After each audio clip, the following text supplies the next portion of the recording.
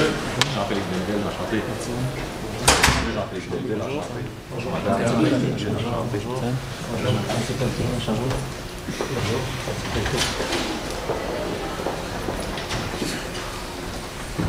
Chaque équipe dispose de 20 minutes afin de présenter son cas au juge. J'afficherai un carton pour les 10, les 5, les 2 dernières minutes et les 30 dernières secondes de la présentation. Lors des 10 dernières secondes du discours, j'indiquerai à l'aide de mes mains le nombre de secondes restantes. Si vous n'avez pas terminé votre présentation après 20 minutes, elle se verra arrêtée afin de passer à la période des questions. Une période des questions d'une durée maximale de 5 minutes est allouée au jury à la fin de la présentation. Veuillez noter que vous ne pouvez en aucun temps dévoiler le nom ou la provenance de votre université.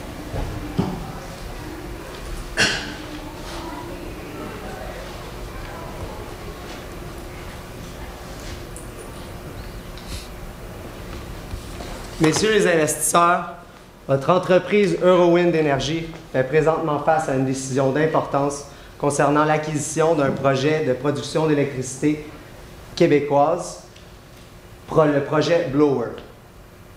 Dans les prochaines minutes, nous vous présenterons notre analyse de ce projet et l'impact qu'il pourrait avoir sur votre croissance et votre rentabilité. Aujourd'hui, mon équipe, Jean-Félix Delville, Nicolas Marcotte et moi-même, sommes heureux de vous présenter notre analyse. Nous avons tout d'abord positionné l'entreprise dans ces différents contextes afin de solidifier notre analyse de l'acquisition et de votre investissement pour finalement dégager des recommandations par rapport à ce projet et finalement adresser les différents risques dégagés par cette recommandation. Dans les 20 prochaines minutes, nous aurons clairement répondu au mandat que vous nous aviez fixé, qui était d'évaluer, de faire une évaluation préliminaire de cette acquisition, de vous monter un plan de financement et finalement de discuter avec vous des différents motifs d'investissement que vous pourriez trouver avec une telle acquisition. Afin de maximiser les bienfaits de cette opportunité, vous devez comprendre dans quel contexte vous œuvrez. Donc c'est pour cela qu'une analyse économique approfondie du système actuel est de mise. Donc nous sommes actuellement en 2012. Les croissances moyennes dans les 5 dernières années du TSX se chiffrent à environ 0,1 %. Pour ce qui est de la croissance de 2012, on parle d'une croissance autour de 5 %. Les faits économiques qui sont pertinents à comprendre, est bien que la réélection d'Obama fut faite chez nos voisins américains et donc cela peut avoir un rôle important dans l'économie canadienne dans laquelle vous œuvrez pour votre prochain projet. Une brève analyse économique de l'industrie dans laquelle œuvre votre entreprise et le projet d'investissement que vous voulez faire est de mise. Premièrement, les barrières à l'entrée sont très élevées. C'est pour cela qu'on a mentionné avec la flèche vers le haut la barrière à l'entrée afin de comprendre que cela est élevé. Ça vous protège donc des futurs concurrents dans l'entrée pour les projets d'investissement dans le domaine de l'hydroélectricité et les produits éoliens, donc la production d'électricité. Les coûts en actifs sont très élevés.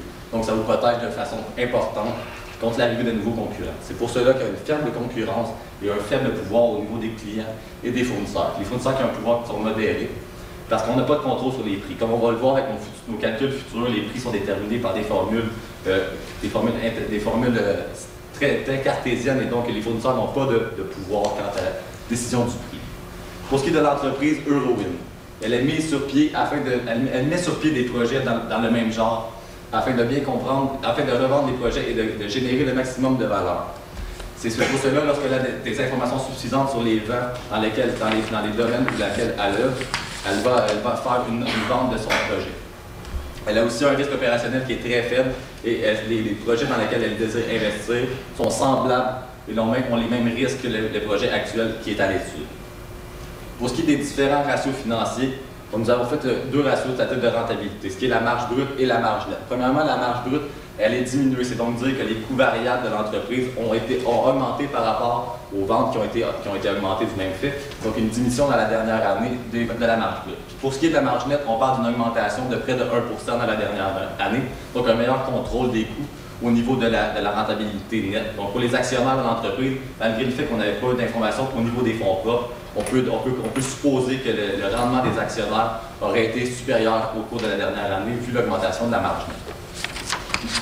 Il est donc important de faire un bref résumé. Donc l'industrie est bien protégée par les barrières à l'entrée et les pouvoirs des fournisseurs ainsi que des clients et de la concurrence sont assez faibles. C'est donc dire que l'industrie est très bonne et c'est pour cela qu'une évaluation du projet est nécessaire et on voit que les marges générées par l'entreprise acquéreuse augmentent dans la dernière année, donc une meilleure rentabilité. Donc, les motifs d'investissement pour faire l'acquisition de ce projet-là au Canada, ça serait, vous pourriez bénéficier d'économies d'échelle, donc diminuer les coûts fixes en fonction du nombre de ventes, et vous pourriez bénéficier aussi des coûts bas de l'énergie au Canada, grâce entre autres aux accords d'achat d'énergie. De plus, il y a une faible concurrence, donc l'industrie est fortement protégée par les barrières à l'entrée. Donc, ce qui se fera en sorte que vous pourriez augmenter vos parts de marché assez rapidement et ainsi profiter d'une valeur liquide d'une entreprise à court terme. Donc, ce qui est votre but de votre entreprise, dans le fond, c'est de faire des acquisitions et des ventes à très court terme en faisant un gain en capital. Donc, afin de vous offrir la solution optimale, celle-ci va se baser sur 3 principaux critères de sélection. Donc, la création de valeur au sein de votre entreprise.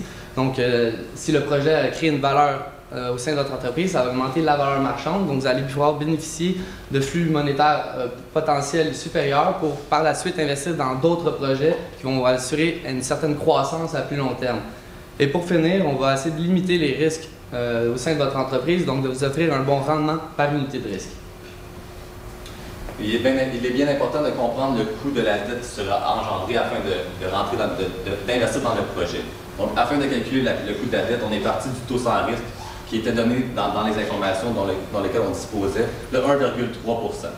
Par la suite, on a ajouté les points de prime de risque donnés, qui sont la prime de 350 points et la prime de 15 points pour la couverture des intérêts. C'est donc dire qu'on va payer une légère marge supérieure au coût de financement de notre dette afin de se protéger contre les variations futures de cette même dette, du même taux d'intérêt au Canada.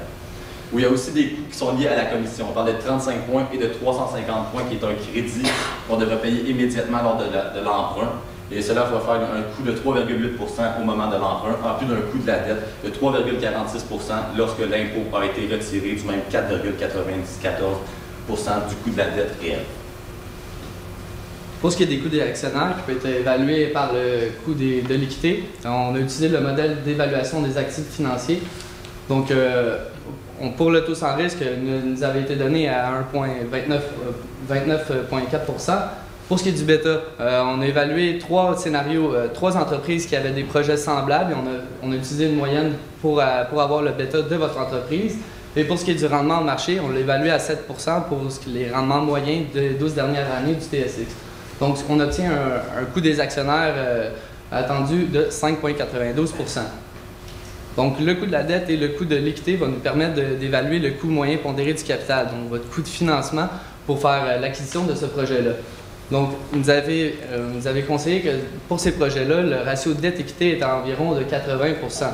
Donc, on a pu par la suite évaluer le ratio dette sur valeur à 46 %, qu'on a multiplié par la suite par le codé après impôt, qui est le coût de la dette nette, qui était de 3,46 %. Pour ce qui est de la valeur de l'équité est à 54 %, comme nous a été démontré plus tôt, le coût de l'équité est évalué à 5,92 %, ce qui nous donne un coût moyen pondéré du capital à 4,79 %, ce qui va nous permettre par la suite d'actualiser tous les flux monétaires que va créer le projet à ce taux de rendement exigé-là. Exact. Donc, les entrées de fonds de l'entreprise vont être présentées par mon collègue Mathieu Poliquin. Donc, on nous a mentionné que votre projet allait dégager, que le projet que vous cherchez à acquérir, en fait, allait dégager environ 100 MW d'énergie. Donc, avec les évaluations que vous avez faites de ce même projet-là et de la rentabilité de production de ce projet-là, on a calculé une quantité produite d'énergie de 37,05 MW par heure de production. Donc ici, on a évalué aussi le prix de ces mégawattheures-là qui nous étaient donnés dans le dossier avec la valeur du béton et la valeur du CCPI. Donc, vous avez la formule ici. On a utilisé les flux générés après 2 ans. Donc, les coûts, le CCPI après 2 ans de construction du projet, donc à l'année 2. Dans 2 ans, une fois que vous allez avoir commencé à produire le projet. Donc, ça nous donne environ 104 $ par mégawatt d'énergie. heure. Donc, avec ça, on a dégagé des flux monétaires que vous allez, des entrées de fonds que vous allez dégager, que vous pourriez dégager avec un tel projet. Et on les a étalés ici. Il est important de mentionner que vous allez construire les éoliennes pendant 3 ans et que vous commencez à retirer des entrées de fonds seulement à partir de la 3e année. Donc, vous avez ici étalé les différentes entrées de fonds pour le projet pour les 10 prochaines années. Pour ce qui est maintenant de l'amortissement que vous allez pouvoir bénéficier à l'aide de cet investissement-là, donc l'investissement total était autour de 285 millions pour la construction et l'installation des éoliennes. Donc on a pu calculer l'amortissement à la première année en utilisant, avec un taux dégressif à 50% fois le demi-taux. Par la suite, on a pu évaluer vos économies d'impôt en multipliant, dans le fond, l'amortissement de chaque année, en multipliant fois le taux d'impôt évalué à 30%. Donc, ce qui nous donne une valeur actuelle des économies d'impôt reliées au projet qui se situe à 69 millions de dollars. Pour ce qui est des sorties de fonds, c'est-à-dire les coûts d'exploitation ainsi que les coûts de construction du projet, on a évalué les coûts selon les coûts de location selon le nombre d'éoliennes qui étaient générées. Par contre, il n'y avait pas d'information quant au nombre d'éoliennes. C'est pour cela qu'on a supposé qu'une éolienne allait produire 1 MWh. Et donc, pour cela que 2 000 $ l'éolienne arrive à un coût de 200 000 $ qui est récurrent à toutes les années. Pour ce qui est des coûts fonciers, on parle de 2,5% des produits générés par le même projet. Donc, on parle d'un coût de 844 millions de dollars, de 844 000 $. Et avec l'amortissement qui a été calculé avec les règles du demi-taux de 71 millions, on arrive à des coûts qui se chiffrent autour de 72 millions de dollars. Et si on parle du BAI qui va être généré avec les flux monétaires dégagés et du taux d'impôt, on parle de flux monétaires net de 22 millions de dollars pour la première année. Les mêmes calculs ont été appliqués de l'année 3 jusqu'à l'année 10 et les flux monétaires qui seront générés seront de 22 à 26 millions de dollars. La valeur actuelle nette du projet, compte tenu des entrées et des sorties de fonds respectives, et de la valeur terminale qu'on a aussi évaluée en supposant le flux monétaire de l'année 10 stable et ainsi en actualisant les paiements stables de l'année 10 à l'année 25 et en actualisant cette même flux monétaire à l'année 10 à l'année 0, on obtient une valeur terminale de 173 millions de dollars pour le projet avec les flux monétaires qui sont actualisés aussi au même taux, au même CMPC de 4,77%. On a obtenu des entrées de fonds à l'ordre de 319 millions de dollars environ. Pour ce qui est des coûts de construction, si on actualise le 285 millions de dollars qui nécessite un investissement pour fabriquer les éoliennes, qui sont répartis selon les pourcentages donnés lors de notre dernière rencontre, on peut obtenir que la valeur actuelle des coûts de construction, quand ils sont répartis dans le temps, est d'environ 265 millions de dollars au même CNPC. Donc, si on fait les soustractions nécessaires, on arrive à une valeur totale, donc une rentabilité générée par l'investissement dans le projet Blower de 41 millions de dollars en supposant la revente à la valeur terminale. C'est donc dire que le projet est rentable et que la recommandation devrait aller dans ce sens. Donc, est-ce que la valeur actuelle nette de ce projet-là crée de la valeur au sein de notre entreprise? Oui, on a pu le voir avec la valeur actuelle nette qui était positive. Ça augmente la valeur marchande de votre entreprise. Ça va pouvoir bénéficier de ces flux monétaires-là supplémentaires pour par la suite investir dans d'autres projets qui vont être à la fois rentables pour vous assurer une certaine croissance à plus long terme. De plus, on va être en mesure de contrôler les risques que va occasionner cet investissement-là. Donc, notre recommandation, c'est vraiment de faire l'offre d'achat de Blower puisque le projet donne une vanne positive de 41 millions encore une fois. Comment financer ce même investissement? À la structure de capital optimale d'un projet dans le même domaine de l'hydroélectricité. Donc, à 85% de dette équité comme ratio.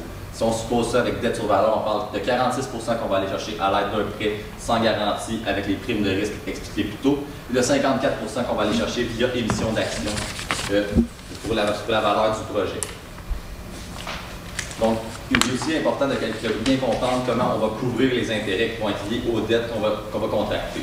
Donc, dans les trois premières années, il n'y a aucun flux monétaire qui est généré, c'est seulement des coûts de construction des éoliennes. Donc, on parle d'un ratio à 0. Pour ce qui est par contre de l'année 3, on monte tout de suite en haut du ratio de couverture minimale de votre entreprise afin de garder son risque contrôlé à 1,25. On va tout de suite au-dessus de cela avec le projet, un flux monétaire qui est 2 fois plus important que les charges d'intérêt ainsi que les charges en capital qui vont être liées à la dette contractée. Donc, c'est un projet qui n'augmente pas de façon drastique via l'endettement, les risques opérationnels de l'entreprise ni les risques financiers. Donc, parlant de ces différents risques-là, évidemment, une telle acquisition pose un changement dans les risques de votre entreprise en ce moment. C'est pour ça qu'on a cru bon de les adresser. On les a divisés ici en 4 différentes sections, soit les risques commerciaux, les risques financiers, les risques opérationnels et finalement les risques de crédit. Alors, comme vous pouvez le voir ici, les risques commerciaux sont générés par le type de produit que vous produisez et le marché dans lequel vous œuvrez. Comme on a pu le voir, vous œuvrez déjà dans l'éolien, donc dans l'électricité éolienne, donc vous connaissez déjà bien le marché. Et le marché canadien est déjà producteur d'éoliennes, donc on a jugé ici que vos risques commerciaux s'en verraient que très peu affectés.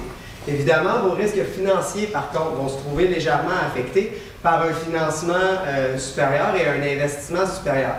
Donc, ces risques-là peuvent être affectés par les variations des différents taux d'intérêt et la variation des taux de change, comme vous êtes une firme danoise. Donc, on a pensé bon ici vous suggérer quelques options qui s'offrent à vous afin de réduire ces risques-là. Donc, vous nous en avez déjà parlé, les prêts sans garantie est un outil qui réduira votre risque par rapport au taux d'intérêt. Toutefois, par rapport au taux de change, il est important de vous sensibiliser à un outil qui s'appelle le swap. Il sera possible pour nous de vous en parler dans une rencontre ultérieure, mais ça réduira aussi votre risque relié à la variation de ces taux de change. Et donc, un tel risque financier se verrait très amoindri. Et donc, le risque financier varierait que très peu avec un tel projet. Ensuite, les risques opérationnels. Vous n'êtes pas présent au Québec, mais vous produisez déjà dans ce domaine-là. Donc, votre stratégie de gestion de vos coûts par rapport à la production d'éoliennes ne variera pas. Et votre contrôle au niveau de ces coûts-là ne variera pas non plus. Donc, ce risque-là va être contrôlé. Et d'ailleurs, vous pouvez utiliser les mêmes outils de gestion que vous avez dans votre entreprise présentement et les exporter dans un tel projet au Québec. Donc, ce risque-là ne se trouve que très peu affecté également. Et finalement, votre risque de crédit, donc, qui est représenté par les politiques de paiement à vos fournisseurs et les politiques de crédit offertes à vos clients. Donc, comme on l'a vu ici, votre client va être Hydro-Québec. Et donc, la politique de crédit, on l'a vu, Hydro-Québec vous paie le prix de l'électricité en 1 mois, ce qui est très bon. Et donc, même comparé au ratio moyen sur le marché de remboursement de ces clients-là, qui est plus élevé que ça. Donc, votre risque ici est très contrôlé puisque vous avez un seul client et que c'est un client parapublic. Donc, ce risque-là va être très contrôlé également. Donc, on peut voir ici que la somme de tous ces risques-là pourront se trouver à peu près au même niveau que votre entreprise en ce moment et que vous pourrez contrôler la variation des taux de change avec l'outil de swap de taux de change. Donc maintenant, il serait important de parler un peu d'un tel investissement. Donc, vous avez une vente de 41,9 millions de dollars. Ça augmentera la valeur et la croissance de votre entreprise. Donc, on trouverait important pour vous de faire l'acquisition de ce projet-là. Vous êtes dans le même domaine d'exploitation et comme on l'a vu, les risques sont très faibles. Donc, vous avez tout à gagner à faire une telle acquisition. Donc, demain, les étapes pour une telle acquisition commenceront par l'évaluation d'un prix d'acquisition. Donc, et ensuite pouvoir lancer les discussions avec vos potentiels, avec la cible en fait, avec les actionnaires de la compagnie qui possède le projet Blower. Ensuite, on vous suggère fortement de faire appel à des spécialistes pour faire un audit spécialisé envers les états financiers et envers les différentes prévisions de production de ces éoliennes-là afin de stabiliser vos flux prévisionnels dans l'avenir. Et il serait important aussi de faire une évaluation des différentes synergies opérationnelles et financières générées par un tel projet, puisque vous pourrez avoir une marge supplémentaire pour discuter d'un prix d'acquisition pour le dit projet. Donc, en somme, on a pu le voir, les contextes sont présentement très favorables, l'économie est en croissance et on a pu voir aussi que votre industrie au Québec est grandement protégée par des barrières à l'entrée qui sont très élevées et qui amène à un faible potentiel, une faible force de vos clients, pardon, et qu'il n'y a que très peu de produits substituts et de concurrence sur le marché. Ensuite, on a vu que le projet créera de la valeur dans votre entreprise avec un résultat de vente supérieur à zéro, donc même largement supérieur à zéro, de 40,9 millions de dollars. Et finalement, on a vu que de dégager des flux supplémentaires dans votre entreprise pourra vous aider à accroître votre entreprise et atteindre vos différents objectifs de rendement dans le futur. Donc, évidemment, avec des risques contrôlés, un tel projet contribuera grandement à une croissance et une rentabilité future de votre entreprise et donc à vos objectifs futurs. Merci beaucoup.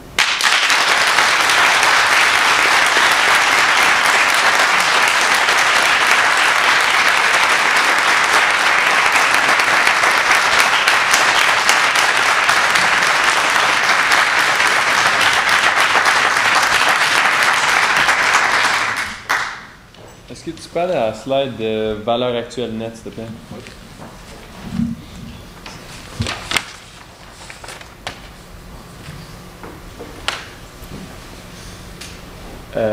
Est-ce que tu peux m'expliquer c'est quoi la valeur terminale à T0? La valeur terminale à T0, c'est la valeur actualisée des flux monétaires de l'année 10 en supposant aucune croissance ni décroissance entre l'année 10 et l'année 25, qu'on a donc actualisé ce paiement-là pour tomber à l'année 10. Et ensuite, avec cette même valeur-là qui est actualisée à l'année 10, on a dû faire une deuxième actualisation afin de la ramener à T0 et bien comprendre que la valeur de l'argent est égale dans le temps et n'est pas égale dans le temps. C'est donc pour cela qu'on a dû faire ces deux actualisations-là. Et c'est la valeur terminale pour des flux monétaires sans croissance. Attends, vous avez fait... En fait, on essaie de dégager une valeur à l'année 10 pour représenter la valeur qu'aura le projet à la revente. OK. Donc, à partir de l'année 10, on a actualisé les flux monétaires des années restantes pour la durée de vie des éoliennes, donc les 15 ans supplémentaires, et on l'a inclus dans le calcul de notre VAL. Parce qu'il aurait été faux de penser que le projet n'est pas rentable suite à l'année 10, car on sait bien que les éoliennes sont amorties sur 25 ans. Et donc, c'est pour cela que c'est bien important de comprendre que les flux monétaires qui sont liés à ces investissements-là doivent aussi être contenus dans l'analyse du projet. C'est pour cela qu'on a évalué une valeur terminale à l'année 10, actualisée à T0. Et donc, le 145, c'est vraiment juste de l'année 0 jusqu'à 10. OK. Qu'est-ce que ça va être la vente de construction de 265 millions? Ça, c'est la valeur actuelle des investissements pour la construction des éoliennes de 285 millions. Comme vous l'avez mentionné dans notre dernière rencontre, on parlait de 3 % dans les premiers trimestres de construction des éoliennes, pardonnez-moi. Et donc, après ça, les pourcentages montaient. Donc, on parlait de 71 % dans l'année 3. C'est un peu ça qu'on voit, là, la cédule, 39 millions. La 39,9 millions, c'est les pourcentages de construction dans les 4 premiers trimestres appliqués qu'on n'a pas eu besoin d'actualiser quand c'était à T0 déjà. Et les 226 millions représentent la partition qui serait faite à l'année 1 et à l'année 2 qu'on a actualisé à T0 pour avoir une valeur des coûts de construction à T0, selon les pourcentages de construction et de coûts. Est-ce que vous pouvez aller à la slide juste avant? Dans vos flux monétaires, pourquoi est-ce que vous n'avez pas rajouté l'amortissement? En fait, Le l'amortissement bail. n'est pas retiré Ok, du projet. OK. Mais pour l'impôt, vous avez chargé l'impôt. Pour le calcul de l'impôt, est-ce que vous avez pris en compte l'amortissement? Ouais, ici, c'est les sorties de fonds. Donc, l'amortissement entre dans les sorties de fonds et donc l'impôt est calculé après amortissement. OK. Donc ça, c'est en première année de production, la colonne à gauche. Ici, ouais, exactement. Donc tu payes 9 millions d'impôts. Ouais. OK, est-ce que ton amortissement, il viendrait pas... Effectivement, le BAI est fois 1 moins TC, fois 1 moins le taux comptable, et l'amortissement est pas soustrait de ce BAI-là. Donc est-ce que tu aurais un impôt ou pas? La première année, est-ce que tu as un impôt ou pas à payer? Un impôt de 9 millions de dollars. OK. Si. Donc, tu n'as aucun bénéfice t'as aucun bénéfice au niveau fiscal d'amortir ton CAPEX, tes dépenses de... En fait, il s'est calculé dans la valeur actuelle nette. On a parlé la valeur actualisée des économies d'impôts lors de notre calcul de l'amortissement dans les tableaux qu'on pouvait sortir ici. C'est calculé dans les flux monétaires. C'est bon. Je m'aurais attendu à, c'était un projet de développement, avoir un niveau de risque plus élevé que le marché. On a un bêta de 0,81. Vous m'expliquez Dans le fond, c'est qu'on avait des projets qui étaient comparables, donc des projets qui avaient des acquisitions qui étaient faites au Canada. Donc on a fait une moyenne là, de ces projets-là qui avaient un bêta que j'ai inscrit dans la diapositive. Qui nous donnait, dans le fond, la moyenne qui nous donnait un bêta là, de 0,81. Okay. Parce que je pense qu'il y a dans ces entreprises-là, c'est des entreprises qui avaient des activités opérationnelles qui étaient sorties de la phase de développement. Est-ce qu'il n'aurait pas fallu faire un ajustement pour tenir compte d'un risque plus élevé? En fait, on parlait d'entreprises qui étaient comparables et qui œuvraient dans le même milieu au Canada. Et donc, comme vous avez une expertise de gestion dans le développement de projets éoliens, c'est pour cela qu'on n'a pas compté augmenter le risque financier lié à ce nouveau projet. La période de questions internet.